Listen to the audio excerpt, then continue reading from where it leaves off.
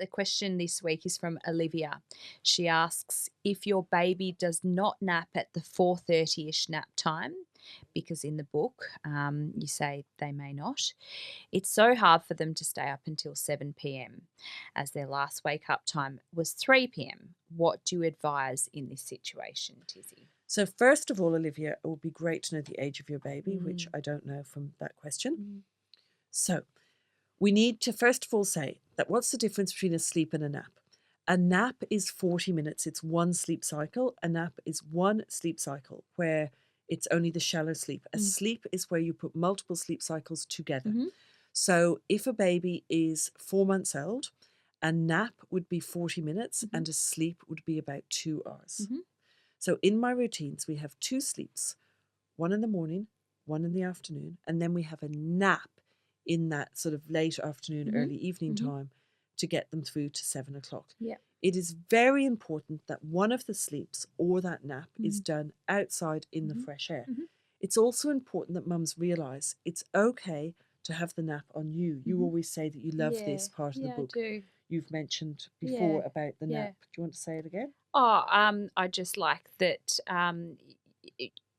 people think routine and they think that that means housebound, but actually quite the opposite. And this 4:30 nap is always encouraged elsewhere, not in the cot. Like it could be in the car, in the pram, or on you. It's just your time to teach baby that they can sleep anywhere. And yeah, who doesn't love a cuddle nap? Yes. In the late afternoon or a walk. Both of them are really beneficial to mum as well as baby. Yeah. And you can do that outside pram nap or pram sleep outside getting fresh air at another time of the day. But it's very important that you don't put them into their cot at this time because when you put your baby down in their cot, it's asleep and you're telling them, it's time for you to go to sleep and you have to go to sleep and I'll get you up after your sleep.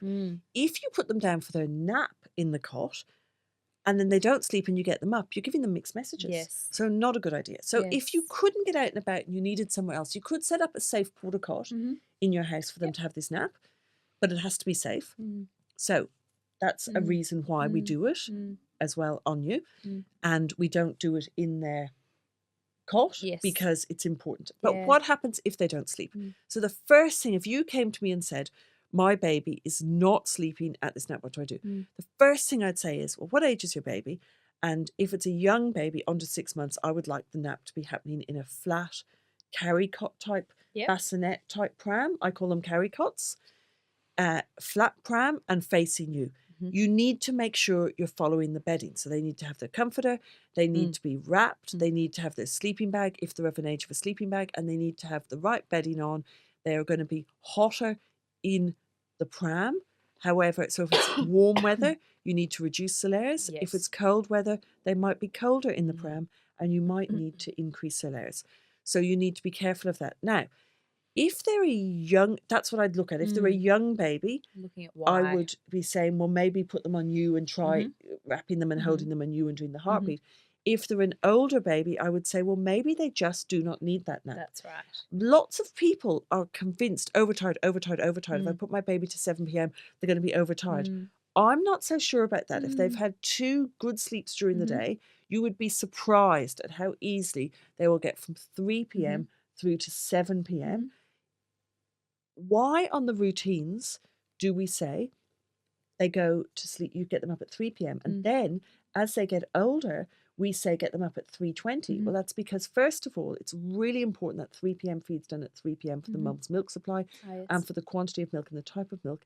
And if it's done at 3 quality of milk, and if it's done at 3 p.m., there's enough gap before the 6-ish feed.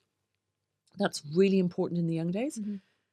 Secondly, they aren't moving. So when they're not moving when they're young, so they don't get exhausted in that window block. Sure. When they start moving, if you're following the lazy parenting approach and they start crawling and stuff at 6-7 months, that's when you start letting them sleep till 3:20 because they're moving and they're getting more tired. Makes sense. So, and you can also move that milk feed out a bit by then, and they're having solids and they're going to have solids in the evening. So that's okay.